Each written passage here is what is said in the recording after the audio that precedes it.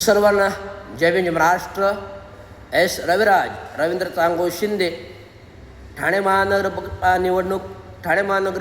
निवडणूक 2025-2026 आज अंतिम टप्प्यामध्ये आहेत आणि अंतिम टप्प्यामध्ये काल परवा नॉमिनेशन फॉर्म भरले गेले, काल स्क्रुटिनी झाले, आज फॉर्म मागे घेण्याचा दिवस आहे. अनेकांनी फॉर्म मागे घेण्यासाठी आज अनेकांनी फॉर्म मागे घेण्यासाठी आले, परंतु 2-3 परवा तारखेला 3 तारखेला उमेदवार निश्चिती आहे आणि उमेदवार निश्चिती झाली. चिन्ह वाटप आहे, चिन्ह वाटप झाली, उमेदवार डिक्लेरेशन आहे.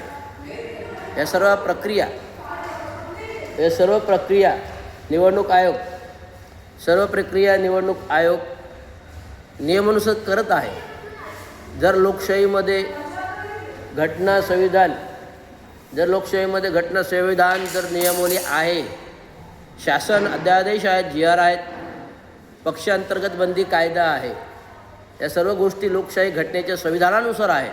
महामानव विश्वभूषण परमपूज्य डॉक्टर बाबासाहेब आंबेडकरांनी घटनेचं संविधानाचं राज्य दिलं आणि लोकशाही तंत्रप्रणाली या घटनेनुसार राबविली जाते.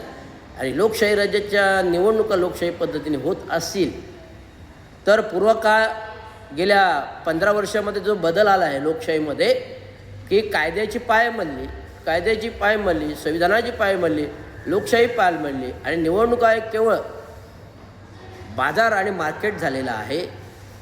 कारण प्रत्येकाला वाटतं महानगरपालिका निवडणुका म्हणजे पैशाचं भंडार, महानगरपालिका म्हणजे पैशाचं भंडार असं लोकांना वाटायला का? कारण आमच्या नेत्या लोकांनी दाखवून दिलं की महानगरपालिकेमध्ये नगरसेवक झाल्यानंतर की प्रत्येक माणूस श्रीमंत कसा होतो.